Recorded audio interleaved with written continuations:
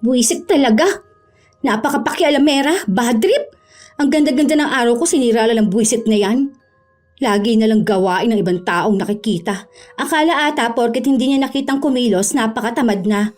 May iba-iba namang gawain ng bawat tao. Kapitbahay lang naman. Daig pa yung biyanan ko kung manduhan ako sa gagawin ko. Hindi na nga nakakatulong na merwisyo pa. Bakit ka nagdadabog dyan? Wala ka namang gamit dyan, di ba? Hindi rin ikaw ang naguhugas. Wala ka nang ginagawa sa bahay na to, nagdadabog ka pa? Ay, grabe naman yung ugali na yan. Paano natitiis ni Maricel tong ganito? Pwede ba? Utang na loob, ayoko maging bastos. Please lang, wag mo akong sagarin. Ayoko maging masamang tao. Wag mo naman sanang pakialaman ang buhay ng ibang tao. Kung hindi ka naman apektado, wag mong punahin. Isa pa, ilugar mong sarili mo. Tandaan mo, kapitbahay ka lang. Kumare ka lang ni Mama Maricel. Hindi kita nanay, hindi kita lola. Hindi ka nila kaano-ano. Kapitbahay ka lang. May mga tao talagang hindi nabubuo ang kanilang araw kung wala silang napapansing mali sa ibang tao. Kailangan laging may opinyon at komento sa ginagawa nila. Ganon ang ugali ni Waning. Masyado siyang pakialamera lalo na sa buhay ng iba. Ito rin ang magiging dahilan para tamasahin niya ang parusa ng langit. Makakaya niya pa kayang harapin ito o sadyang kahit anong pagsisisi niya ay huli na ang lahat para sa pagbabago. Mars, may bago pala kayong kasama sa bahay? Madalas ko kasing napapansin itong mga nakaraang araw na may dalagang naglalagi dyan sa labasan nyo eh. Yung kasama ng isa mong anak? Girlfriend ng bunso ko. Bagong nobya ng anak mo? Umuwi-uwi pa ba yan sa kanila? Eh, saan ba yun nakatira? Malapit lang ba sa atin? Baka sa inyo hanapin ang magulang niya yan. Hindi, dito na talaga siya titira sa amin. Nagkausap naman na kami ng magulang niya at pumayag na rin naman sila. Nag-iipon na rin naman sila para magpakasal pero uunahin lang talaga muna makagraduate ng college. Ay nako, Mars! Ano na lang ang sasabihin sa inyo ng asawa niyo kapag umuwi siya? Nangungonsinti kayo ng mali. Bakit kayo pumayag na dalhin yan dito ng anak mo? Buntis naman ba kaya ganyan? Baka kayo pa ng asawa mo ang mag-away kapag nalaman niya yung ganyan. Ipagpatuloy niyo lang kaya ang paglalaban ninyo. Huwag niyo nang isipin kung ano man ang sasabihin ng mister ko dahil alam niyang lahat ng nangyayari dito. Nasa tamang edad naman na ang mga bata. Nagkaroon lang ng problema sa kanila kaya dito na muna namin pinatuloy. Aalis na ako. Tuwing linggo ay nagpupunta si Waning sa kumaring si Maricel para maglabada. Kilala sa pagiging tsismosa si Waning kaya bihira na lang ang may kumukuha sa kanya. Masyado rin kasi siyang pakialamera. Tanging si Maricel na lang ang kumukuha sa kapitbahay nilang ito. Dulot na rin ang awa sa kanya. Mag-isa lang kasi nitong itinataguyod ang mga apo niya at tunay na hikahos sa buhay. Kaya kahit na nakakainis ito, pinagtitimpian na lang ng ginang. Pagpasok ni Maricel ng bahay, pumunta siya ng kusina kung saan naabutan niya si Lian na nagluluto. Ma, pasensya na po kayo kung hindi ko kayo matutulungan sa paghuhugas ng plato. Hanggang sa pagluluto lang po kasi ako pwedeng tumulong eh. Ano ka ba? Hindi naman kita inuobliga sa mga bagay na ganyan. Malaking tulong na nga ito na may nagluluto sa bahay. Alam mo namang ikaw lang ang may masarap na luto rito. Ayaw niyo pa naman ang luto ko, hindi ba? Saka nga pala, pagpasensyahan mo na ha kung ano man yung narinig mo sa matanda kanina. Huwag mo na lang pansinin si Manang Waning. Ganun lang talaga magsalita yon. Masyadong matabil ang dila. Opo, sige po, Ma. Sa Maynila lumaki si Lian bago niya nakilala ang nobyo na anak ni Maricel. Ilang buwan matapos maghiwalay ang kanyang mga magulang, naging lasenggo ang kanilang ama na madalas silang sinasaktan na magkakapatid. Dahil may asawa na ang ate at kuya niya, dalawa na lang sila ng kapatid niya ang naiwan na nagdaranas ng pangmamalupit ng ama. Yon ang dahilan kung bakit sumama si Lian sa nobyo. Hindi na niya matiis ang pangmamalupit ng ama habang ang bunso naman nila ay sumama sa tiyahin nila.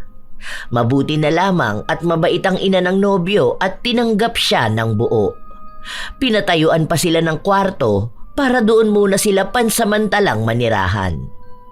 Isang araw, habang bitbit ni Lian ang pinamiling pagkain at naglalakad pa uwi, hinarang siya ni Waning. Ang gandang dalaga mo naman. Gaano katagal ka na ulit dito? Mga mag 2 months na rin po.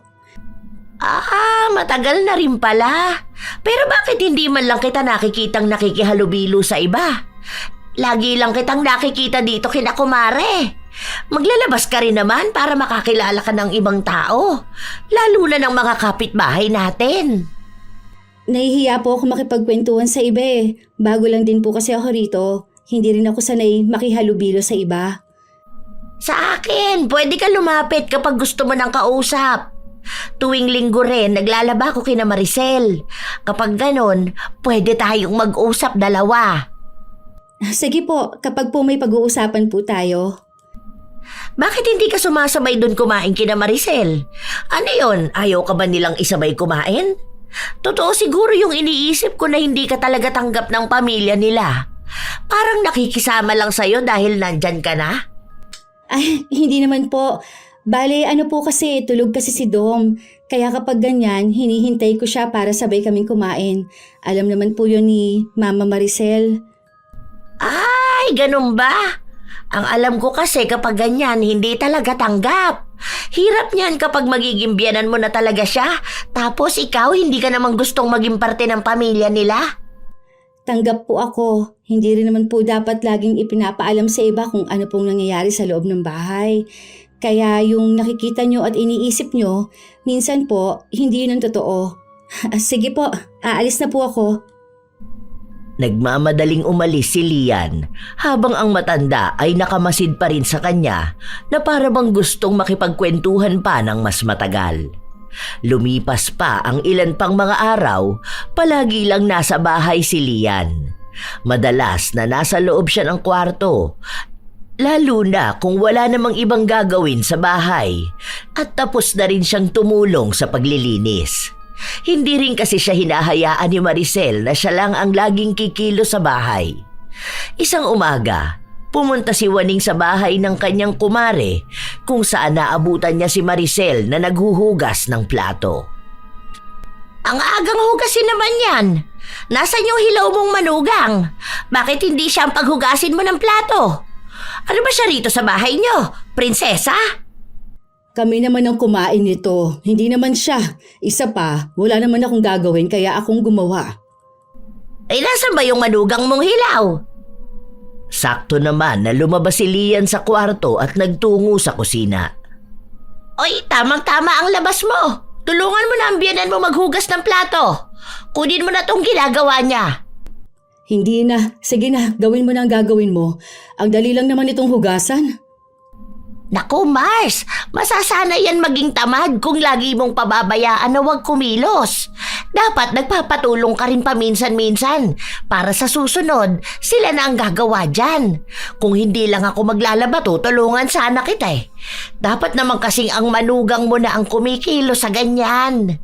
Noong kapanahunan ko, pinagsisilbihan ko pa yung magulang ng asawa ko lalo na nung nabubuhay pa sila. Tapos wala namang trabaho yung manugang mong hilaw. Walang perang pinapasok sa bahay nyo. Kaya dapat lang siyang makisama. Nakikitira lang din yan kung tutuusin. Mga anak nyo nga, nagtatrabaho na at nakakapagbigay ng pera sa inyo. Pagtulong lang sa gawaing bahay, ikaw pa rin ba ang sasalo? Ano na lang ba ang mayaambag niyan sa bahay nyo? Mariko, huwag mo namang pangunahan kung paano ko pinapatakbo ang pamilya namin. Kung anong meron sa loob ng bahay, sa amin na lang yon. Labas ka na doon. May kanya-kanya silang gawain at hindi na sila kailangang utusan pa. Alam ko, concern ka pero ang gawain mo lang din dito sa bahay ay maglaba. Yun lang. Hindi ang turuan ako sa pagdedesisyon. Nagpatuloy si Maricel sa kanyang ginagawa.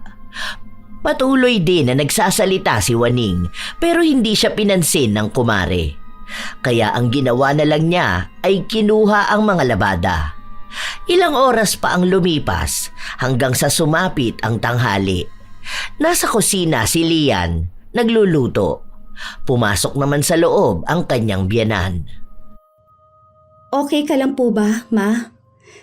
Naiinis lang ako. Ang ayoko sa lahat yung pinakikialaman ako sa gawain ko. Masyado na kasing pakialamerang matandang yun. Ang tagal na naming magkasama at yan lagi ang pinagtatalunan namin. Hindi siya marunong makiramdam. Sasabihin niya talaga kung ano yung gusto niyang sabihin kahit na hindi naman dapat. Masyadong nangihimasok sa bagay na hindi naman kailangan ng pansin niya. Sarili niyang buhay hindi niya ayusin. Bakit hindi niyo po kasi palitan? Marami naman yatang ibang tao dyan na gustong mamasukan sa inyo, Ma. Isang beses lang naman po sa isang linggo. Tapos malaki rin naman ang sahod. Mahirap din kasing papalit-palit. Alam mo na, mahirap magtiwala sa iba. Mapagkakatiwalaan naman yan. Pero yung ugali niya kasi, porket mas matanda siya, parang mas alam na niyang lahat. Madali lang po siyang palitan kung tutuusin. Nasanay lang po talaga kayo sa kanya. Oo, ganun na nga. Kaso nababastosan na ako sa kanya ngayon. Gutom lang din po siguro yan, Ma. Teka po, tapos na rin naman po ako magluto. Gisingin ko na lang din po si Dom para makakain na po tayo. Sandali lang po. Paglabas ni Lian para puntahan ng nobyo, nadaan siya kung saan nagpapahinga sandali si Waning. Tinawag siya nito na mukhang may nakakainis na namang sasabihin. Buti naman lumabas ka na ng kwarto. Tumulong ka naman dun sa biyenan mo. Tumutulong naman po ako. Kaya lang, hindi niyo naman po pwedeng ipagawa sa akin lahat. Kayo po, parang hindi pa kayo nakakalahati sa nilalabahan niyo Baka mamaya abutin na naman kayo ng gabi. Marami na naman kasing pinamiling damit si Selena, kaya heto, marami na naman ang nilalaban ko. Ang dami-dami na nga niyang damit Sige pa rin sa gastos ng pera.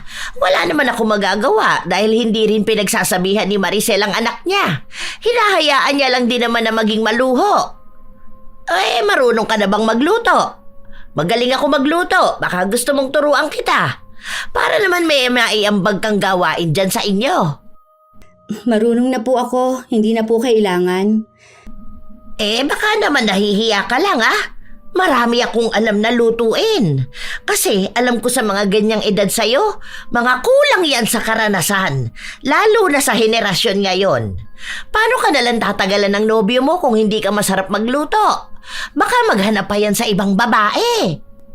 Hindi naman po siya ganun. Saka nung wala pa ako dito, hindi na siya naghanap ng iba.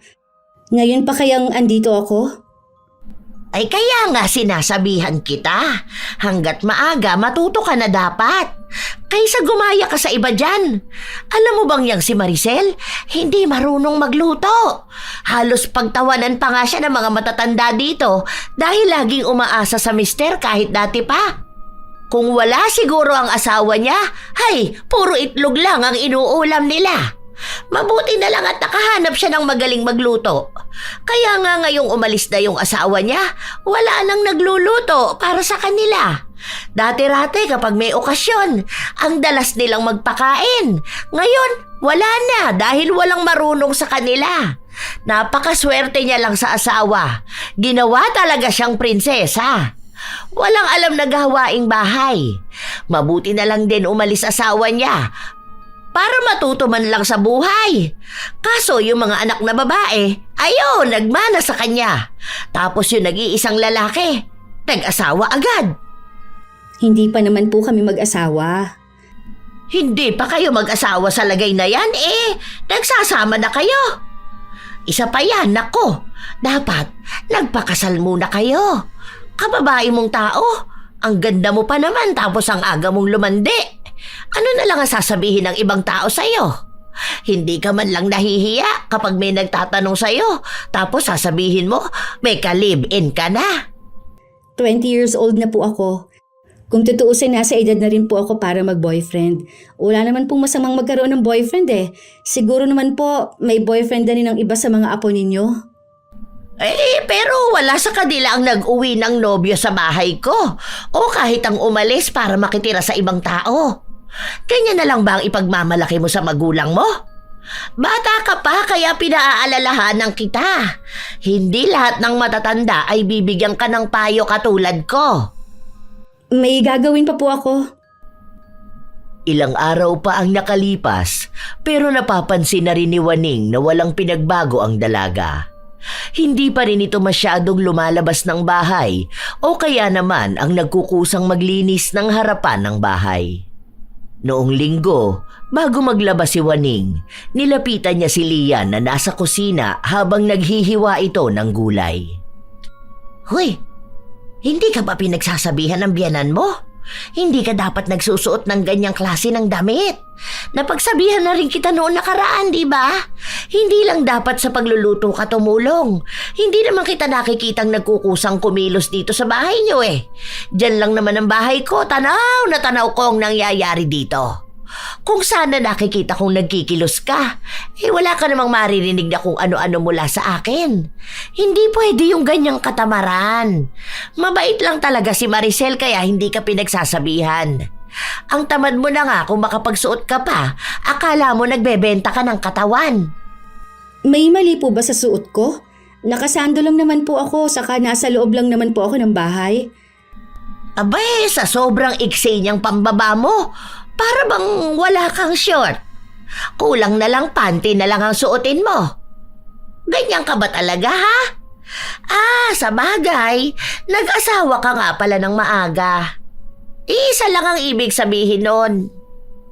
Nandito po kayo sa amin. Malamang po makikita niyo po talaga akong nakaganito. Ano po bang gusto ninyo? Nakapangmadre ako? Sa inis, tinigil na muna ni Lian ang kanyang ginagawa at nagpunta sa kwarto ng kapatid ng nobyo. Ayaw niyang lumabas dahil malamang ay pakikialaman na naman siya ng matanda. Isa yon sa dahilan kung bakit ayaw lumabas ni Lian. Nahuhusgahan na lang siya palagi, lalo na kapag nariyan si Waning. Isang araw, hindi bumisita ang kapitbahay nila sa bahay, kaya malaya siyang nakapagpahinga sa sala. Maya-maya pa ay dumating si Maricel. Marunong ka bang magluto ng maha blanca? Ayoko kasing humingi ng tulong kay Ate Waning.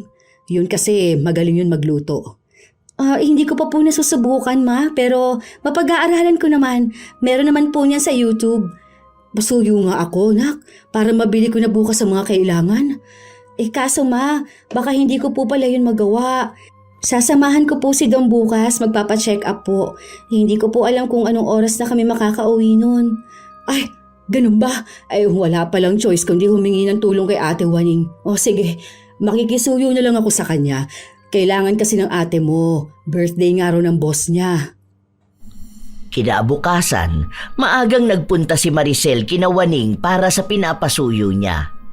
Pagdating sa ganong mga bagay, mabait naman si Waning. Maaasahan din siya sa kahit na sinong kapitbahay nila. Sadyang may kakaiba lang sa ugali niya na kinaiinisan. Habang tumutulong na magluto ang matanda, napansin niya na naglalaro lang sa cellphone ang anak ni Maricel. Pansin ko na ganyan yung anak mo, no? Minsan dalawa sila nung manugang mong hilaw. Yan lang din naman ang kasiyahan ng dalawa. Ganyan din kinaaadi ka ng mga anak ko at apo ko. Ang ingay-ingay pa naman nila kapag naglalaro ng ganyan. Tapos hindi mo rin mapakiusapan na huwag maingay para naman makatulog ang mga tao. Dito naman sa bahay, may oras kung hanggang kailan lang sila pwede maglaro. Alam mo ba na pinagsabihan ko yung manugang mong hilaw? Ang sabi ko nga tuturuan ko siya magluto para naman may maitulong sa inyo. Kaso mukhang ayaw naman niya. Sa susunod na lang siguro, may ginagawa rin yun eh. Nag-aaral din siya, di ba?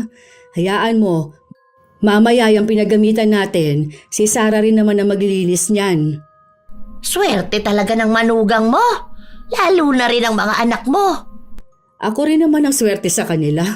Oo nga pala, may sobra pa naman dito sa niluto ko. Mag-uwi ka na lang din para sa mga bata. Sobra na sigurong pang 50 katao na yung natapos kong gawin kanina. Hindi pa kasama ito ngayon. 40 lang sila sa trabaho. Siguro yung naunang batch na lang ipadadala ko sa kanya. Itong iba, itabi na lang muna. Ito namang niluluto natin pwede mong iuwi. Sandali lang sa bayad ha. Abot ko na lang mamaya. Nang matapos sila, umalis na rin naman ang matanda. Kasabay noon ay nagsiuwian na rin si Lian kasabay na ang panganay na anak ni Maricel. Nakabalot na rin naman ang dadalhin niya kaya wala na siyang poproblemahin. Tikman mo to. Ano sa tingin mo? Masarap naman ang pagkakagawa, ma. Basta wag lang talagang iisipin kung sino ang nagluto. Magaling naman siya. Siguro kung wala lang yung nakakaaway, baka marami din nagpapaluto sa kanya, no? Diba? Magaling kasi talaga yun si Ate Waning at masipag din. Kaso sa sobrang sipag niya, ayun, pati buhay ng iba, gusto niyang ayusin. Sarado na lang kasi niya yung bibig niya, ma. Para naman walang maging issue sa kanya ang mga tao. Gawin niya lang kung anong trabaho niya. Ikaw talagang nagiging maldita ka na. Nahahawa ka na kay Sarah. Siya, mamaya na yan. Hindi pa tayo kumakain ng kanin. Ikaw, Sarah, maghugas ka na muna ng pinggan. Tanghali kinabukasan, bumalik si Waning sa bahay ni na Maricel para kunin ang naiwan niyang bag. Nang makapunta siya sa kusina, naabutan niya si Sarah na naglilinis sa kusina. Nagtanong ito kung nasaan si Lian at ang sabi sa kanya ay natutulog pa ito. Pinaliwanag niya rin na ang araw na yon ay para sa kanyang paglilinis. Kada araw kasi ay may nakatoka sa kanila kung sino ang maglilinis pero mukhang hindi natuwa si Waning sa narinig niya. Hindi ka man lang tulungan ng hipag mong hilaw sa paghuhugas? Ang tamad-tamad naman nun. Akala ko ba'y marunong tumulong sa gawaing bahay yon? Ang hilig nyo kasing pagtakpan kaya nasasanay eh.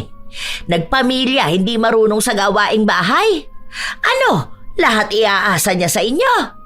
Kung marunong siyang kumain, marunong din dapat siyang maghugas ng pinagkainan. Yan ang nga ang pwede niyang itulong. Inuna niya pa ang katamaran. Pinaliwanag naman ni Sarah sa kanya na nagsusugat kasi ang kamay ni Lian kapag matagal nakababad sa tubig na may kahit na anong sabon. Kaya inuunawa nila na pagdating sa paghuhugas ng plato ay hindi siya gagawa. Mas lalo pang nilakasan ni Waning ang kanyang boses para sadyain na iparinig kay Lian. Habang ginagawa niya yon, saka naman dumating si Maricel at siya ang nakarinig ng lahat. Te, noong nakaraan pa kita napapansin, may nagawa ba si Lian para maging ganyan ka sa kanya? Sa pagkakaalam ko wala namang ipinakitang hindi maganda sa iyong bata. Hindi kanya binastos o kung anuman. Bakit ba lagi mong pinag-iinitan? Ay, hindi naman sa ganon. Napansin ko lang kasi na parang lahat ng gawaing bahay kayo ang gumagawa. Nakatira pa rin kasi sila sa inyo kaya naisip ko, hindi ba dapat silang tumulong? Lalo na siya na hindi nyo namang kapamilya. Ang dami ng hugasin nyo. Kayo lang ba ang kumain dyan? Hindi ba dapat matuto rin silang maghugas ng pinagkainan? Andyan ang mga anak ko. Sa dami namin sa loob nagtutulungan na kami. At hindi namin katulong yung bata para sa kanya iasang lahat ng gawaing bahay. Siya nga nagluluto sa amin pati ba naman paghuhugas ipaako ko pa. Gusto mo rin na siya ang maglinis dito, kulang na lang pati paglalabas sa kanya na lang ipagawa. Nakikitira sila dito, oo, pero hindi ibig sabihin gagawin na siyang alila. Abay, wala naman ako sinabi na gawing katulong. Kaya lang, napapansin kong hindi talaga siya tumutulong. Sa bawat punta ko rito, hindi ko man lang nakikitang nasa labas siya para tumulong sa inyo. Aba, nilabas nga ng bahay, hindi makitang nagwawalis Kung lalabas man, saglit lang, tapos balik ng kwarto. Hindi ba dapat marunong siyang makisama sa inyo, lalo na at pamilya kayo ng asawa niya? Andito pa siya sa poder niyo. Nakikisama naman yung bata. Tumutulong nga siya sa gawaing bahay pero hindi pwedeng lahat ng oras sa harap mo siya kumikilos. Ano bang gusto mo? Nakikita mo ang bawat kilos niya? Hindi lang talaga siya makatulong sa paghuhugas ng plato. Mabilis kasing magsugat ang mga kamay ng bata kapag nakababad sa sabon. Alam ko yon at naiintindihan ko, kaya walang sapilitan doon. Katwirang tamad yan, Mare.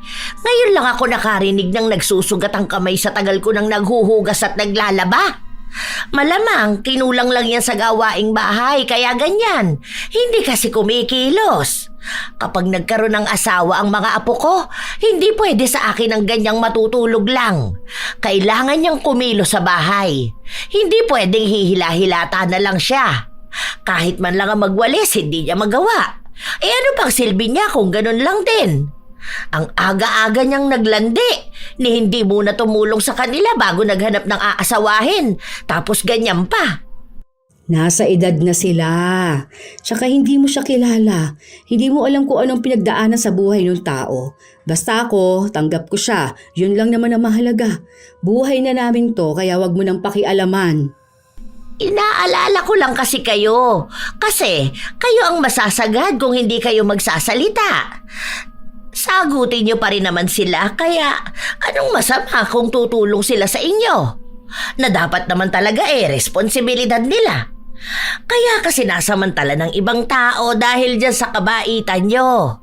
Tingin ko rin naman hindi ganun kalaki ang naambag ng anak nyo kasi mababa lang ang pasahod sa probinsya natin. Imposible namang makapagbigay ng malaki ang bunso mo.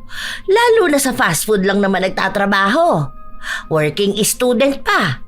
Sa kanila palang dalawa, kukulangin na ang perang kinikita ni Domingo. Bakit parang ikaw pa ang problemado? Hindi ka nakakatulong sa totoo lang.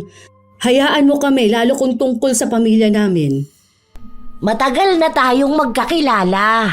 Matagal mo na akong labandera.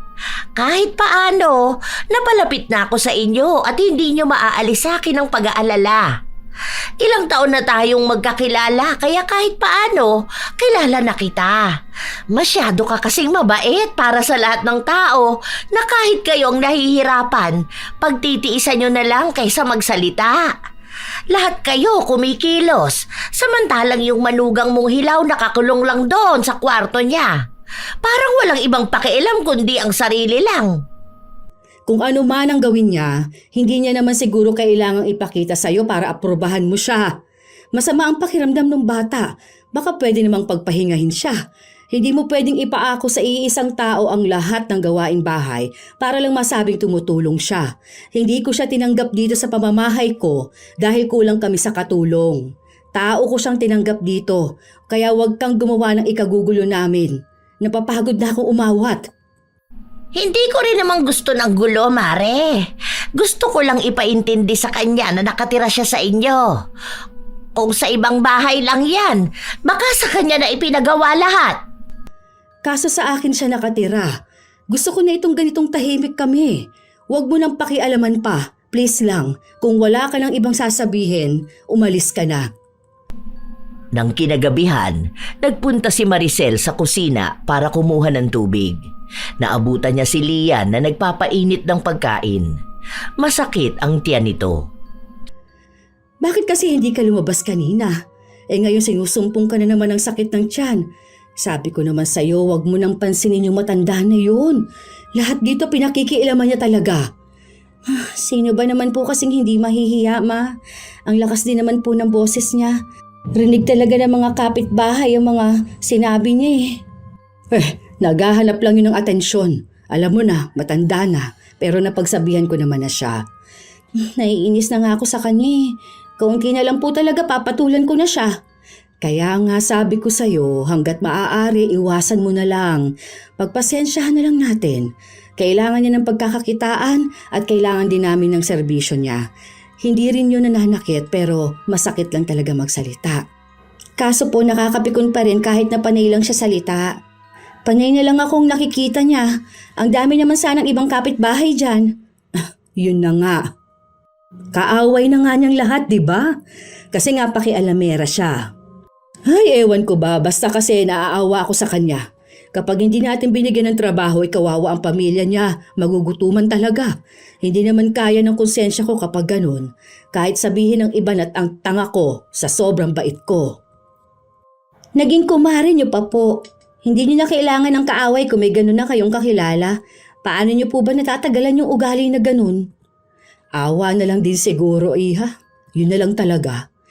Huwag kasi siya masyadong pakialamera. Tsaka papansin, magiging okay pa kami. Huwag niya akong pansinin, hindi ko rin siya papansinin. Mahaba lang din talaga ang pasensya ng mga tao rito sa bahay, kaya napagtiyagaan siya. Sige na, kumain ka na muna riyan ha. Babalik na rin ako sa ginagawa ko. Ilang araw pa ang lumipas, hindi na natapos-tapos ang parinigan ni Lian at Waning. Pumapatol na rin kasi ang dalaga dahil sa inis na nararamdaman niya.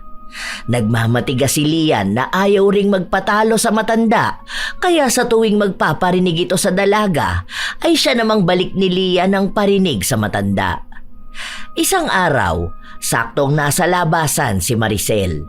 Habang kausap ni Sarah si Lian sa bakuran, biglang dumating ang matanda kaya pumasok na lang sa kusina si Lian para makaiwas. Pero sumunod sa kanya si Waning na noong una ay hinahanap si Maricel dahil may sasabihin ito. Pero ang napansin ng matanda ay ang paglilinis ni Sarah. Ano? Ikaw lang ba ang tao rito sa inyo? Bakit palaging ikaw na lang ang naaabutan kong naglilinis ng bahay? Anong gawain ng isa? Buhay prinsesa ba? Magkasama lang kayo kapag puro paglalaro sa cellphone. Ay, naku naman. Kapag may kasama ka nga namang tamad sa bahay, ang hirap-hirap. Natigilan sa pagsasalita si Waning matapos na makarinig ng malakas na kalampag. Buwisit talaga. Napakapakialamera. Bad trip. Ganda-ganda ng araw ko, sinira lang ng buwisit na yan. Lagi nilang gawain ng ibang taong nakikita. Akala ata porket hindi niya nakitang kumilos, napakatamad na. May iba-iba namang gawain ng bawat tao. Kapitbahay lang naman, daig pa yung biyanan ko kung maanduhan ako sa gagawin ko. Hindi na nga nakakatulong na merwisyo pa. Bakit ka nagdadabog dyan? Wala ka namang gamit dyan, di ba? Hindi rin ikaw ang naguhugas. Wala ka nang ginagawa sa bahay na to, nagdadabog ka pa? Ay, grabe naman yung ugali na yan. Paano natitiis ni Maricel tong ganito? Pwede ba?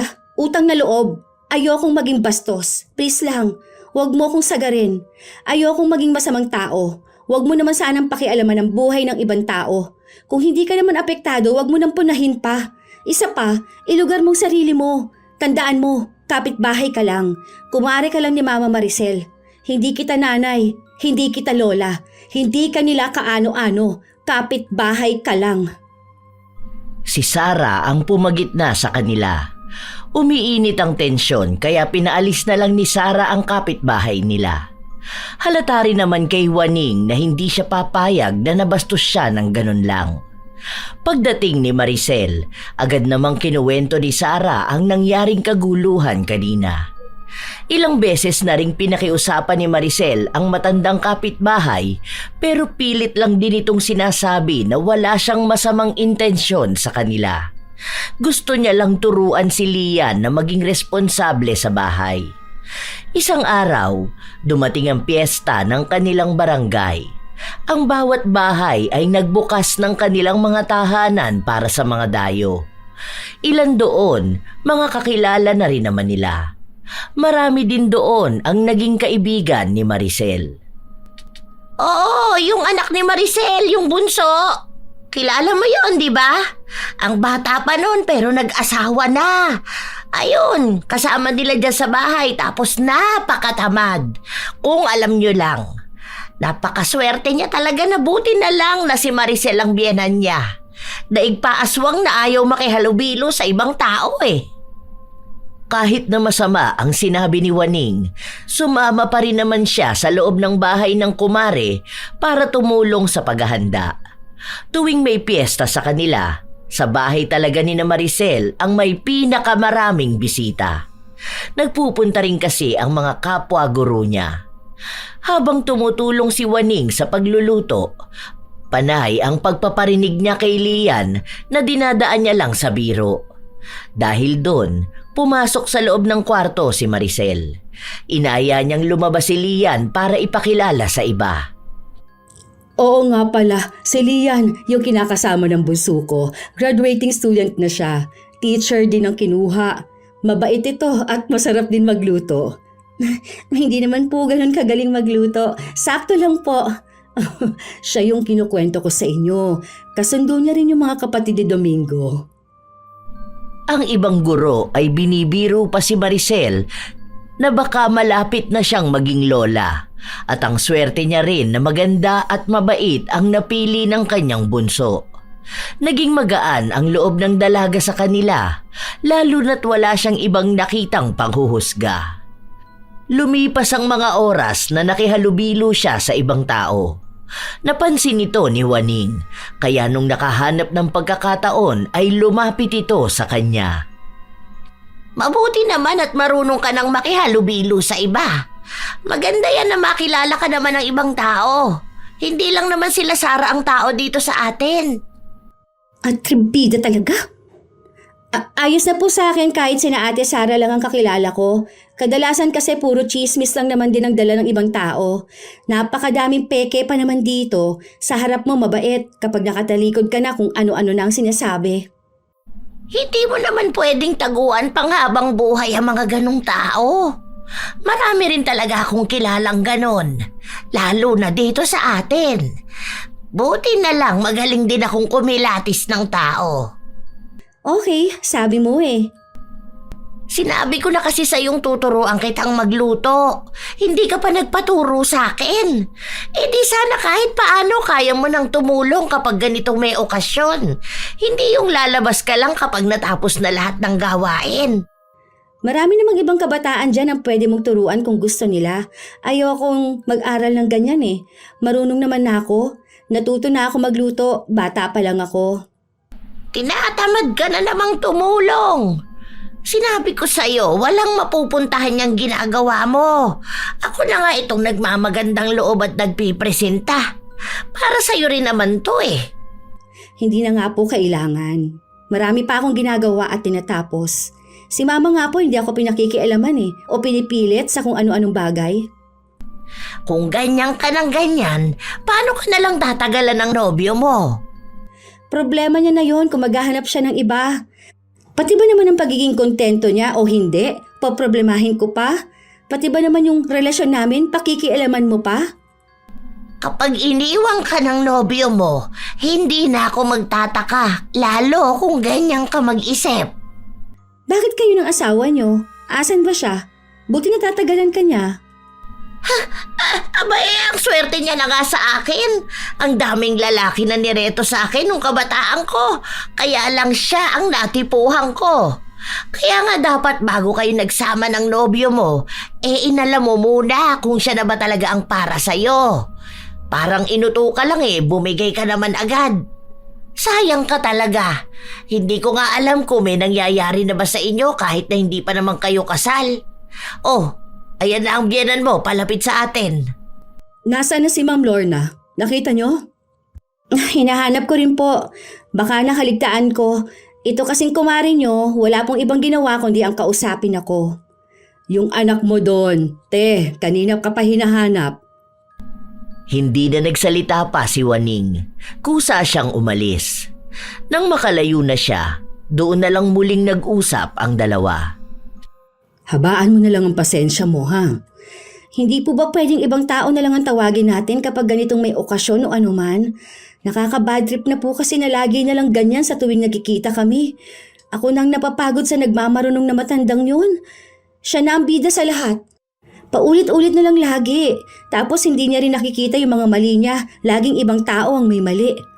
Ang hirap din kasing maghanap ng taong mas maayos at mas masarap magluto sa kanya. Kahit ako parang ayoko na rin siyang kunin. Kaso wala Ayoko namang napapahiya kapag may handaan. Lagi pa namang marami nagpupunta sa bahay. Baka isang araw mabalitaan niyo na lang po nakasaksak ako ng tsismosa kapag nagpatuloy pa to. Ang dami-dami naman tao dito kahit isa wala man lang mas maayos maggawa kaysa sa kanya. Hayaan niyo ma. Mag-aaral ako magluto para po sa inyo. Para hindi mo na kailanganing tawagin yung gurang na yun. Buti talaga, natatagalan siya ng asawa niya. Napakamanhid ng bruhang yun. Akala mo naman perpektong mga anak niya. Iniwan nga sa kanya mga apo niya. Kung hindi mo siya dediretsuhin, madalas hindi niya naman talaga alam kung sino bang tinutukoy mo. Tingin mo ba, Bakit walang nag-aaksayang makipagtalo sa kanya kahit halos lahat ng tao dito may galit na sa kanya? Kaya nga sinabihan kita na wag mo nalang bigyan ng pansin dahil ganyan.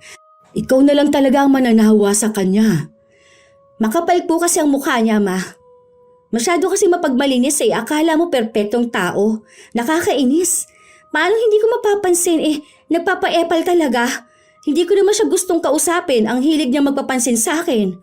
Ayoko lang talaga ng gulo hanggat maaari, ha? Kapag kinausap ka, wag mo kausapin para matigil na rin. Mabuti naman at nautusan mo siyang maghugas. Kung hindi pa siguro natambak ang hugasin, hindi pa siya magtutulong sa paghuhugas, ano? Sabi ko naman sa'yo, tumutulong siya sa amin. Hindi ko na kailangan pang utusan. Naintindihan ko namang tuwing linggo ka lang nandirito kaya hindi mo alam ang nangyayari sa loob ng bahay. Kaya hindi maiiwasang hindi ka alam. Isa pa, sinabi ko naman sa'yo na hindi mo na kailangang bantayan ang bawat kilos ni Lian. Nga pala, pwede ko bang isama itong kapatid ko? Ngayong araw lang na paglalaba ko. Gusto lang kasi ng kausap. Kung hindi lang naman sana bawal. Wala naman akong sinabing bawal. Basta kapag maglalaba lang kayo, walang masama na may kasama ka. Total, babae lang din naman siya para may kakwentuhan ka na rin. Medyo mainit kasi sa amin hindi siya sanay sa mainit. De aircon kasi sila sa kanila, hindi tulad sa atin hanggang hangin lang ng puno. Mahal ang magpa-aircon. Pero ayos lang, malamig naman sa labas, mahangin. Ay naku, sinabi mo pa. Ang mahal ng kuryente namin, kaya nga lagi akong nasa labas lang. Para makatipid na rin ba? Ikaw ba, hindi ka ba magpapalagay ng aircon? Wala akong balak. Baka lalong hindi magsilabas ng bahay ang mga bata. Mga taong bahay kasi ang mga anak mo Yung panganay mo, lumalabas lang talaga kapag papasok sa trabaho. Pero noon pa man, di talaga nagpapakita sa ibang tao. Naku, wag na ang mga anak kong ikwento mo. Kahit yung mga anak at apo mo na lang, te. Ay oo nga pala, medyo maselan pala ang panganay mo kapag ganyang usapin. Yung asawa ni Mare, nasa abroad. Diba nga yung asawa mo galing din abroad? Tumangulang ang kapatid niya. Ilang sandali pa, sinabi niya na may negosyo rin silang pinapalago. Kasabay pa na nakapangasawa nga ang anak niya ng mayaman. Maganda nga yung ganyan. Malaki rin ang kitaan kapag may farm. Ang galing lang. Si Maricel kasi, 20 years nang nagtatrabaho. Hanggang ngayon wala pang napupundar. Yung asawa niya naman halos 10 taon ang wala rito. Kulang lang siguro sila sa diskarte. Baka pwede mo siyang payuhan. Ito akin lang ha. Kontento kasi kami kung anong meron kami. Kung gusto mo manghingi ng payo, pwedeng-pwede pero magkaiba tayo ng gusto. Mas gusto ni Mister ang nakakagala katulad ngayon. Total, mga malalaki na ang mga bata at hindi na kailangang bantayan. Kung gusto niya nang tumigil magtrabaho, ayun, ayos lang din. Kahit bukas na bukas tumigil siya, pwedeng-pwede dahil may ipon naman kami. Pero mas gusto niya kasi doon sa abroad at mas marami siyang kasamahan na kailangan pa siya. Alam mo namang hindi makasarili ang mister ko para isipin lang ang sarili niya at umuwi na lang basta-basta. Dahil inaalala niya rin yung mga tao niya doon. Tsaka masaya ako sa anumang meron ako ngayon. Masaya kaming pamilya. Hindi ko kailangan gawin kung ano ang ginagawa ng iba.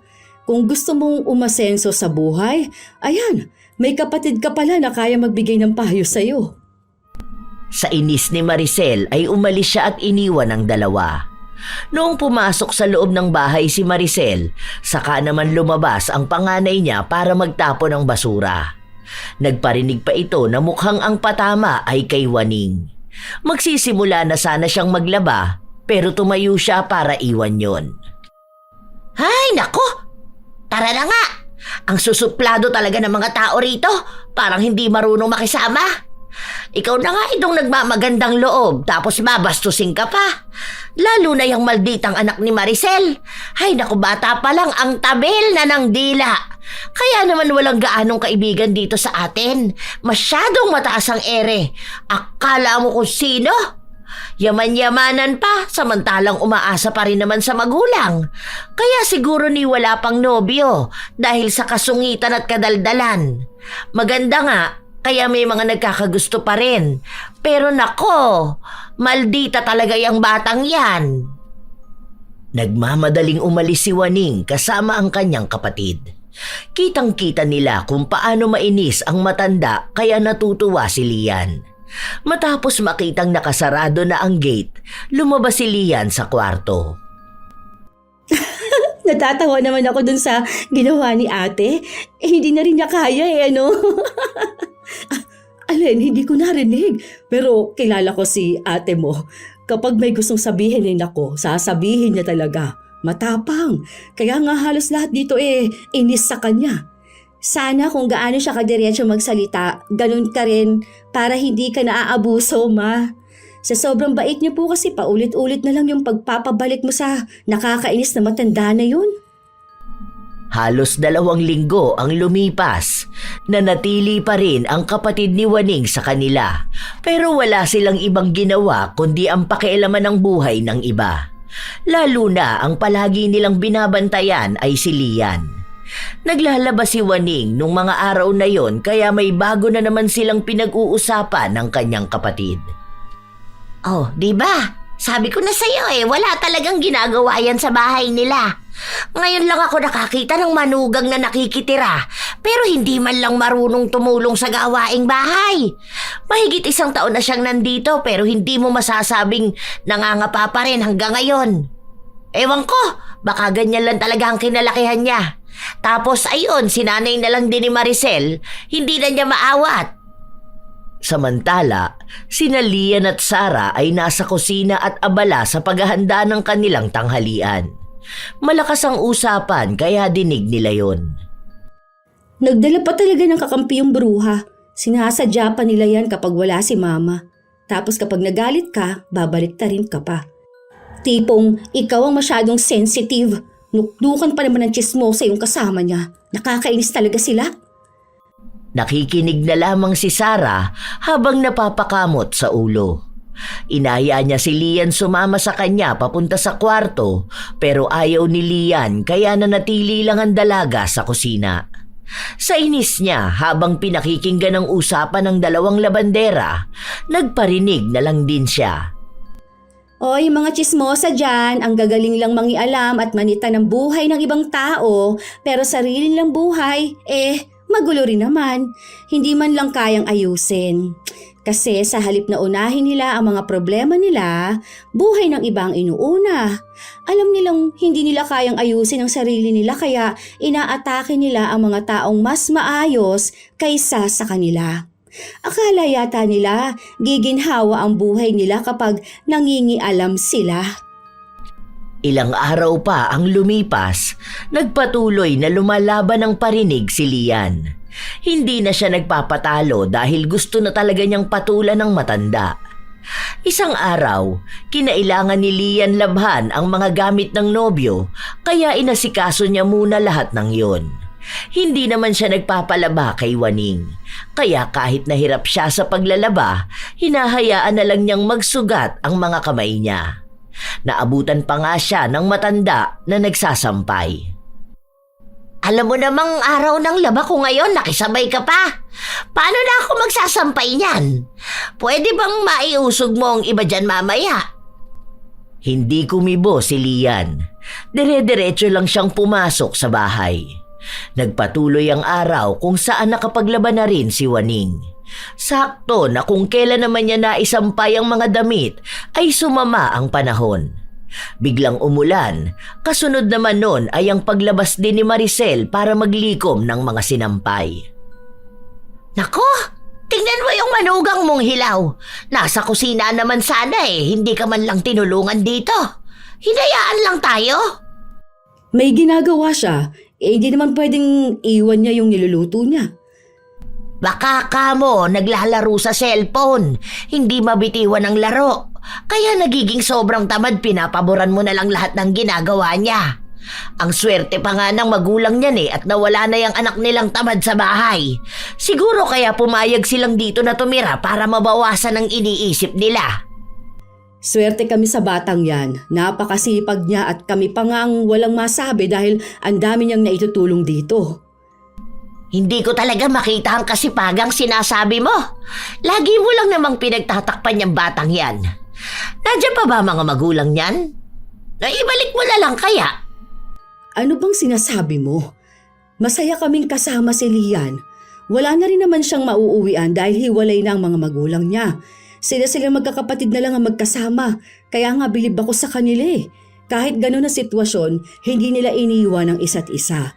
Pero ngayon kasi, may kanya-kanya na silang buhay. Kaya pala ganyan. Wala kasing magulang. Siguro kaya iniwan ng mga magulang niya dahil sa ugali niya. Lagi kasing nakakulong sa kwarto. Hindi lumalabas. Hindi mautusan. Napagod na sigurong pagsilbihan yung mga tamad nilang anak. Sa bagay, anong klaseng mga anak ba meron sila? Nakakasawa. Mabuti na lang at tama ang desisyon nilang maghiwalay. Galit na si Lian nung mga sandali na yon. Paglabas niya ng kusina, naabutan niya si Waning na nagpupunas ng katawan. Gusto niyang pigilan ang sarili pero hindi niya talaga kaya. Ano ba talaga ang problema mo sa akin ha? Sobra kang pakialamere. Akala mo alam mong lahat?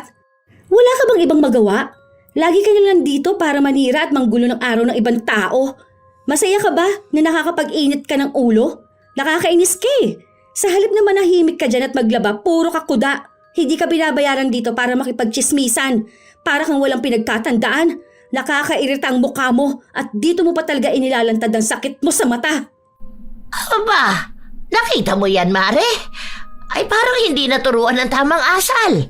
Ganyan ba ang hinahanap niyong manugang? Naku, pagdating ng panahon, baka mura-murahin ka rin yan. Bastos sa nakatatanda. Alam ko yung ganyang ugali. Iisa lang din ang magiging ugali niyan kapag nagtagal. Halatang sutil na bata. Oh, tama na to. Huwag na natin palakihin tong gulo na to ha. Wala lang naman yan.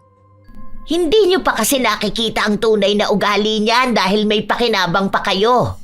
Sinusuportahan niyo pa sila eh. Tingnan mo, kapag wala ka nang maibigay sa kanila, baka ipagtabuyan ka na lang nila. Pagtanda mo, kapag hindi ka na makalakad, baka lasunin ka pa niyan. Ngayon nga lang na malakas ka pa, hindi ka na tinutulungan. Paano pa kaya kapag uugod-ugod ka na? Sa lakas sumagot niyan, hindi ako magtataka kung balang araw bastusin ka rin. Ang dami ko nang nakitang kabataang ganyan, hindi nagbabago. Pabigat sa lipunan, bastos talaga. Gusto mo galangin kita? Umaasal kang taong kalye tapos gusto mo respetuhin ka? Hindi ka naman mukhang gagalang-galang, chismosa ka. Basta makapanira ka ng tao kahit ano lumabas dyan sa bibig mo, sige lang. Ang galing mo rin gumawa ng kwento, no? Baliw na lang ang maniniwala sa'yo. Ang malas na magiging manugang mo. Ang galing mong manita ng mali ng tao. Pero sarili mo, hindi mo alam itama. Wala kang ibang ginagawa kundi pansinin lahat ng kilos ko. Anong gusto mo? Sundin kong lahat ng payo mo para lang tumahimik ka? Gusto mo ng perpektong manugang? Bakit? Perpekto ka? Hindi ka naman pamilya ng asawa ko para pakisamahan ko. Pero pinakikisamahan pa rin kita. Subukan mong gawin niya sa magiging manugang mo. Baka kulang pa itong murang matatanggap mo sa akin ngayon. Akala mo naman kaya mong suportahan na magiging pamilya ng anak mo. Samantalang ang alam mo lang gawin, paanda rin yung bibig mong malaki. May kinikita ka ba sa paninira? O ano bang napapala mo? Yan lang ba ang nagbibigay saya sa'yo? Ang tagal ko na nagtitimpe ha. Tumatanda kang paurong. Tama na yan, tama na. Itigil mo na yan, Lian, tama na ha. Ikaw rin, Ate Waning, tama na. Nakakaya sa ibang taong nakakarinig. Huwag niyo nang pagtalunan yan. Hindi naman dapat pinag-aawayan yung ganito kasimpleng bagay. Tama na yan, Lian, ha? Pasalamat ka na lang talaga at kahit papaano marunong pa akong gumalang. Kahit na sa katulad mong kampo ni Satanas, ewan ko na lang talaga kapag nakarma ka. Baka lahat ng pinaggagawa mong ganito babalik sa'yo na sobra-sobra. Ewan ko lang talaga kung hindi ka maghirap at magsisi. Yun na rin ang naging huling araw ni Waning sa pagiging labandera sa kanila.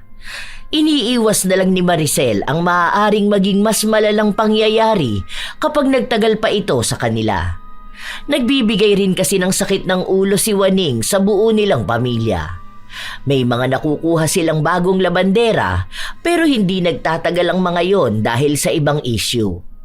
Kahit na hindi sila nagkikita-kita, nagpapalagana pa rin ng mga maling balita si Waning tungkol kay Lian. Dahilan para lalong hindi makalabas ng bahay si Lian. Tingnan mo, ma. Kahit wala na dito yung matandang yun, perwisyo pa rin ang dala niya. Hindi talaga nahihiya sa sarili. Ang lakas ng loob manira ng tao. Buti at may naniniwala pa sa kanya kahit ganyan ang ugali niyan. Panay sila tanong kung humingi na raw ako ng tawad pagkatapos ko siyang bastusin. Bakit? Ako bang nauna? Sabi ko naman kasi sa'yo, pabayaan mo na lang siya. Gamay niya nang mambaliktad ng tama at mali. Sa huli ikaw pa rin ang nagiging masama, hindi ba? Kilala ko na kasi yan. Tsaka alam mo naman ng mga tao, hilig din na makisawsaw kahit na alam nila ang ugali ng iba. Dapat po pala hinayaan ko na lang siyang dumada ng dumada. Sita siya ng sita. Bakit? Ano po bang ginawa kong masama? Porket ako lang hindi niya kilala kaya kinakaya-kaya niya lang ako? Ganun po ba yon? O dahil ako yung bago na hindi niya mauto? Bakit niyo po ba kasi naisipang yun ang kuning labandera? Alam niyo naman po palang ma-attitude yung matanda na yun. Kung ako yun, hindi ko po talaga tatagalan ng ganung ugali. Kaya nga, hindi masyadong nalabas sa mga ate mo. Dahil ganun, wala kasi akong ibang mahanap na mas malinis ang labada kaysa sa kanya. Kahit naka-washing kinukusot niya pa. Tsaka malaking tulong na rin yun sa kanila dahil nag-aaral pang mga anak nun. Tapos ang dami niya ring apo. Lahat yun kargo niya. Sinabi ko naman na sa'yo to dati, di ba? Tsaka nakikita mo naman. Kung ganyan ang nanay ko, maglalayas na lang po ako. Hindi ko kakayanin yung araw-araw akong sisitahin sa lahat ng gawain. Buti sana kung talagang kasita-sita. Pero yung maliliit na bagay lang naman sana, hindi na lang palagpasin. Ang malas ng anak niya sa kanya, sobra. Ganyang klaseng ugali niya? Sus, tagal-tagal ko nang pinagtitimpian yan, ma. Kung hindi lang po dahil sa inyo, baka nasa bunutan ko na po siya. Oh, hayaan mo na. Huwag mo nang pansinin. Wala naman na siya rito. Ay, yun na nga. Wala na siya rito pero yung paninira niya, hindi pa matigil-tigil. Ang init-init ng mata niya sa akin para namang ikauunlad niya kapag nasira ang pangalan ko. Tiisin mo na lang kasi mawawala rin naman yung mga chismis nila na yun. Wala lang talaga magawa ang ibang tao. Sana nga po matapos na, ma. Nakaka-stress po, sa totoo lang. Kung pagtutuunan mo siya lagi ng pansin, ikaw lang rin ang kawawa. Isipin mo na lang na kaya ganun siya magpapansin dahil hindi niya makuha sa bahay nila yung pansin na gusto niya. Yung panganay niyan kasi, nakipagtanan din noon. Kaya nga nagkaroon siya agad ng apo. Tapos yung isa niya pang anak ganun din. Tapos ngayon wala na, hindi na umuuwi. Hindi niya alam kung nasaan na ba. Kaya siguro naiinis sa'yo. Siguro mga 1 taon na rin hindi nagpapakita yung panganay niya. Lalaki naman yon pero parang ang daming panganay. Kung ako naman ang nasa sitwasyon niya, ma, mas lalo akong hindi lalabas ng kwarto. Mahihiya pa nga. Pero kahit anong sabihin mo, ma, walang dahilan para manira siya ng ibang tao. Napakamalas ko rin kung siyang magiging nanay ko. Mas kontento na ako sa mga magulang ko. Kahit na ganun ang buhay ko noon, mas maayos pa. Kesa naman na makisama sa ganung ugali ng tao. Kumare mo kasi siya, may. Tapos maawain ka. Kaya iniintindi mo talaga siya. Wala rin siyang masabi patungkol sa'yo dahil may naitutulong ka sa kanya. Pero po ako, ganun, ma. Hindi ko po kaya yung tatag ninyo at pag-unawa ninyo sa ibang tao. Pasensya na po kayo, ha? Hindi ko kasi talaga kaya yung ako lang lagi ang sinisisi kahit hindi naman niya ako kilala. Buti sana kung naging masama ako sa kanya noon Ipapabarangay ko na lang siya kapag hindi pa siya tumahimik talaga. Baka nga kaya iniwan siya ng anak niya dahil ganyan siya. Hindi na siya mahiya kahit para sa mga anak at apo na lang sana niya. Isipin niya rin naman po mga tao sa paligid niya. Hindi po yung nagiging makasarili siyang masyado. Oo na, sige na, hayaan mo na. Mag-aral ka na lang muna dyan. Ako na lang rin ang kakausap sa kanya kung sakali man. Ilang linggo ring nanahimik si Waning matapos siyang kausapin ng masinsinan ni Maricel. Unti-unti ring nakalimutan ng mga tao ang usap-usapan tungkol kay Lian. Ngunit makalipas ang ilang buwan, may kumalat na balita tungkol sa bunsong anak ni Waning. May inuwi kasi itong babae. Mas bata pa ang edad kay Lian. Ang sabi, kinakasama na raw ito ng bunso ni Waning dahil buntis na ang babae. Nagkagulo pa nga sa bahay nila pero di kalaunan ay tinanggap din ni Waning ang nangyari. Wala pang trabaho, walang ipon. Dapat parehas na nag-aaral ang dalawa pero mas inuna nila ang tawag ng laman. Pinalayas ang babae sa kanila kaya inuwi na lang ng anak ni Waning. Nagkaroon ng panibagong kargo si Waning. Isang araw, habang naglalakad si Maricel, nasa lubong niya ang matanda. Para bang mas lalong nangulubot ang balat nito at pumayat ng husto. Kung susumahin, para bang 10 taon agad ang itinanda nito dahil sa dami ng problemang bitbit niya. Alam ko kung bakit pinaalis niyo ako bilang labandera. Pero sana naman matulungan mo ko, Mare. Hirap na ako ngayon Kasi hindi ko alam paano ko nabubuhayin ang pamilya namin. Yung mga apo ko, sagot ko na. Tapos madadagdagan pa nga. Si Mister, alam mo naman na yung sahod niya sapat lang sa mga bata. Pangkain lang yun. Paano pa yung mga nag-aaral, di ba? May nagtatrabaho naman na sa mga anak ko, kaso ayun naman, may kanya-kanya rin silang buhay. Hindi ako makahanap ng trabaho, kaya sa'yo ako lalapit. Sige, titignan ko. Pag-uusapan muna namin ito. Bakit naman kasi ganun ang ginawa ng bunso mo? Akala ko ba'y maayos yung nag-aaral? Nakadorm pa nga yun, di ba? Tapos bigla na lang umuwi na may babae na. Ayun, nabuntis ang kaibigan niya. Ayaw tanggapin ng magulang yung bata dahil mahirap na daw sila magdadagdag palamunin pa. Ngayon, nasa amin sila, kaya lang, kailangan namin ng pera para sa panganganak ng babae. Wala namang kaming ipon. Nagbahay-bahay na rin ako kung sakali na may gusto ng labandera. Kaso ayun nga, yung iba ayaw na. Ikaw na lang din yung kilala ko. 18 naman na ang bunso mo, hindi ba? Bakit hindi siya maghanap ng trabaho para may pantustos naman siya? Bumuo na siya ng pamilya Dapat alam na niya ang responsibilidad niya. Naghahanap pa lang ng trabaho. Hindi rin namin sigurado kung magkakasya ang sasahurin niya para nga sa panganganak nung kinakasama niya. Maselan kasi ang pagbubuntis ng babae. Basta ang daming kailangan. Kasi nga, bata pa lang nabuntis na. Dami naming problema ngayon. Ako, lalo na talaga sa pera. Wala naman ibang tutulong sa akin. Humingi na ako ng tulong sa kapatid ko kaso wala rin namang maibigay.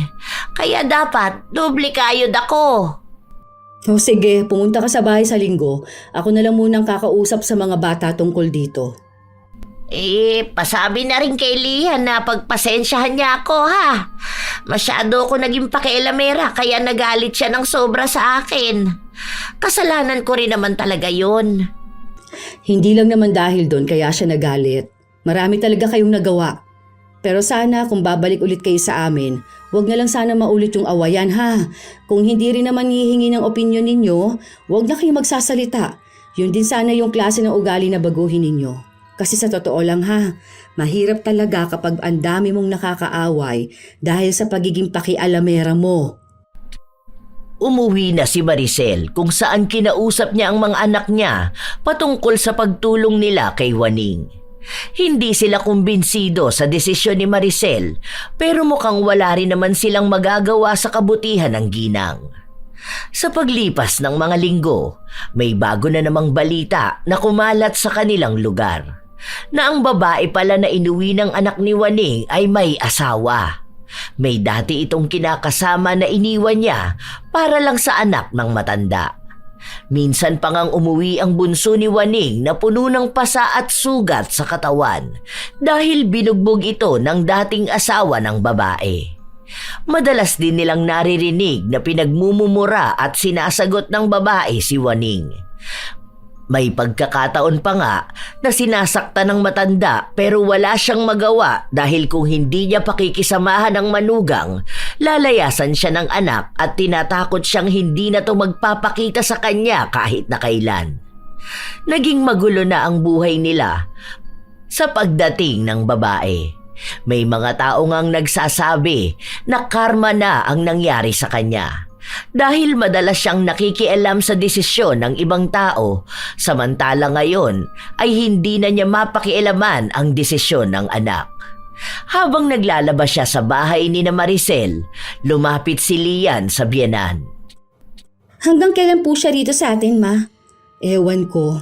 Pero sabi niya hanggang sa mga nakamanugang niya. Ewan ko rin eh. Awang-awa na ako sa kanya. Ang tanda na kaya niya tapos madalas nang manakit ang balakang niya. Tapos malalaman ko minamaltrato pa siya ng babae ng anak niya.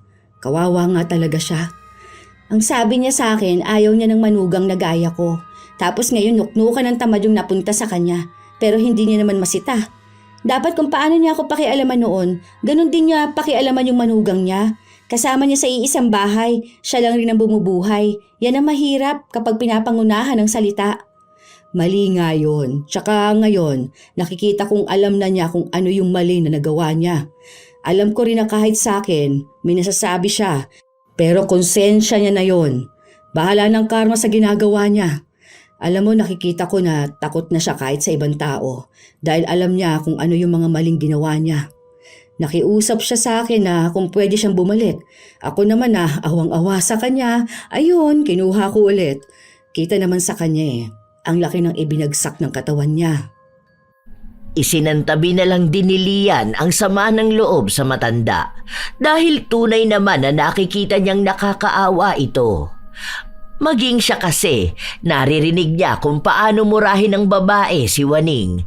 Tapos wala pa itong ibang magawa. Hindi maipagtanggol ang sarili. Nakita rin naman nila na hindi na pala salita si Waning. Kahit na may nakikita siya na dating sinisita niya, ngayon naman ay hindi na niya pinapansin. Mukhang ang inaalala na lang ng utak niya ay ang sarili niyang problema at hindi ang sa iba. Isang beses pa, naabutan ni Waning si Maricel na nagpapahangin sa labas. Narinig ko na parang nagtalo kayo ng dalaga mo. Oo, ganun lang naman yun. Pero okay naman na kami. Napagalitan ko kasi. Pero tinanggap naman niya yung mali niya. Pero alam mo, swerte ka nga dyan sa dalaga mo. Swerte ka sa mga anak mo kasi minsan kahit na nagkakatampuhan kayo, hindi naman tumatagal. Nagkakabati rin kayo. Samantalang mga anak ko, sinisigawan ako. Ngayon nga, pati manugang ko napakagaling sumagot sa akin. Hindi na nga rin siya tumutulong sa gawaing bahay dahil daw hindi niya kaya kasi nga, buntis. Prinsesa nga sa bahay, grabe. Ako na ang kumikilos talaga sa lahat. Tapos madalas na ako pa ang masama. Hindi ko talaga mapalayas. Parang kinain mo yung sinabi mo noon kay Lian ha. Tanda ko pa, ang sabi mo kapag ganyan na manugang mo sa kanya, nasaktan mo na at talagang wala na sa poder mo. Oy kaso eto, sinubok ka nga ng mas malala pa. Kaso, iba naman yung ginawa mo. Yun na nga eh. Karma na lang talaga. Napakalala nung ibinigay na manugang sa akin. Hindi talaga maisip kung gaano kasama ang pag-uugali. Totoo pala talaga na mahirap makahanap ng matinong manugang. Yung sa nanay kasi ng mga apo ko, hindi ko naman nakasama. Pinag-iiwan ba naman ng mga anak ko eh? Sadyang minalas ka lang sa manugang. Parang pinaranas yung bagay na ayaw mo. Karma na nga talaga to. Tanggap ko na. Wala naman na akong magagawa. Sa sobrang selan at kapipili ko ng manugang, napunta sa akin yung may pangit na ugali. Baka nag-reflect din yun sa ugali na meron ako. Sa totoo lang, sising-sisi talaga ako sa nangyari sa akin. Kung naging mabuti lang siguro ko, yung inayos ko talaga yung pagpapalaki sa mga anak ko at nag-focus ako sa pag-ayos ng pamilya namin, baka hindi ganito. Kaso, ang haba ng panahon na buhay ng ibang tao ang inatupag ko. Kaya yan, binalikan ba naman ang karma? Kausapin mo na lang kaya ng maigi ang manugang mo. Total bahay niyo naman ang tinitirhan nila. Naku, Mare. Sana nga kasing bait yun ni Lian na nakikinig. Kaso hindi. Halos 1 linggo ang lumipas, hindi nagpapakita si Waning. Hindi rin siya nakapaglaba kaya sinadya na lang ni Maricel na puntahan ito sa kanilang bahay. Nagulat pa siya nung makitang nakaupo lang ang matanda habang may benda sa paa. Oh, ano nangyari sa'yo? Ayos ka lang ba? Kaya pala hindi ka nakapaglabas sa bahay, may nangyari pala sa'yo. Pasensya ka na, Mare. Mukhang hindi yata ako makakapaglabada sa inyo. Hindi ko alam kung kailan ulit eh. Kailangan kasing hintayin maghilom tong sugat ko. Baka ma-impeksyon pa. Ano ba kasi nangyari dyan? Napagsabihan ko yung manugang ko. Tapos ayun, nagtalo-talo na sila rito sa bahay.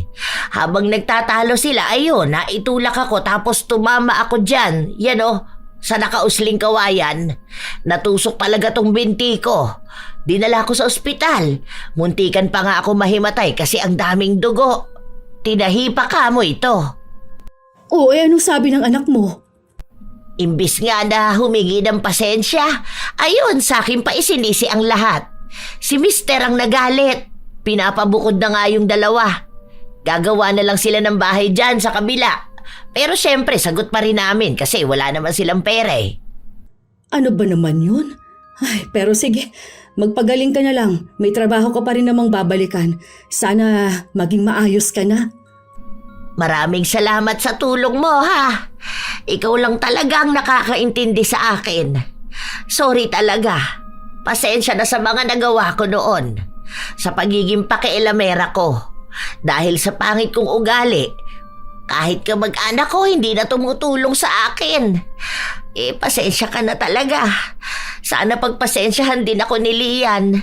Hindi ako makahingi ng tawad sa kanya dahil umiiwas siya sa akin. At naiintindihan ko naman siya kung bakit niya yun ginagawa. Pero sana nga dumating ang araw na makita ng mga tao ang pagbabago ko.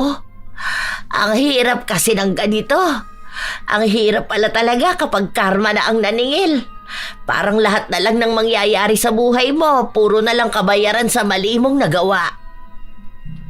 Matapos ang araw na yon, lalo pang naging magulo ang buhay ni Waning. Nag-aaway sila ng anak niya. Minsan nagkakasakitan pa sila ng manugang niya. Siya na ang nagiging tampulan ng mali-maling balita. Siya na ang pinakikialaman ng manugang niya at wala na siyang iba pang magawa kundi ang umiyak. Mabuti na lang mabait si Maricel at ang pamilya nito kaya may nakukuhanan pa siya ng kabuhayan niya. Napatawad na rin naman siya ni Lian pero hindi na talaga sila nag-uusap pa.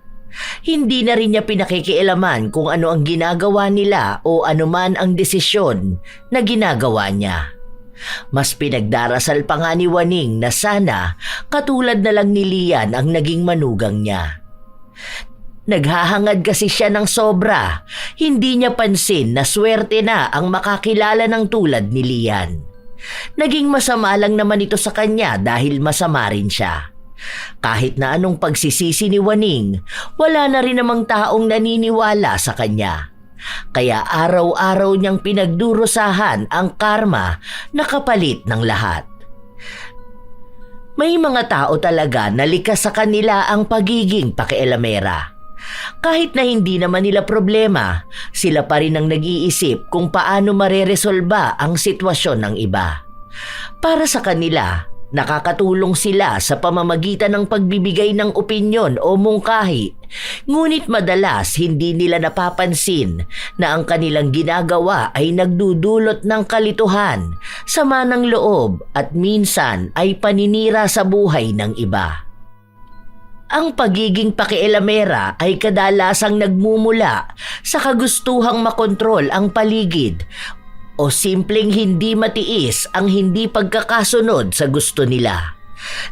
Nakakalimutan nila na ang bawat isa ay may kakayahan namang resolbahin ang sariling problema. Sa halip na makatulong, ang sobrang pakikialam ay nagiging pabigat sa mga taong pinagtutuunan nila ng pansin. Mahalaga ring maintindihan na hindi lahat ng opinyon natin ay kailangang iparating sa iba. Ang tamang pakikialam ay kapag hinihingi o kapag talagang makakatulong, hindi basta-basta. Mas mainam na ituon ang enerhiya sa sariling buhay, sa pagpapabuti ng sarili at sa pagiging positibong impluensya. Sa ganitong paraan, Natututo tayong maging maunawain at respetuhin ang espasyo at desisyon ng iba, imbis na maging sanhi ng gulo o hindi pagkakaunawaan. Tandaan na lamang natin na ang tunay na pagtulong ay nagmumula sa tamang oras, tamang paraan at bukas na pangunawa. Hindi lang sa basta kagustuhan na basta lang makialam. Kayo ba mga apo, minsan na rin ba kayong nakakilala ng taong pakialamera? Yun bang tipo na katulad ni Juaning?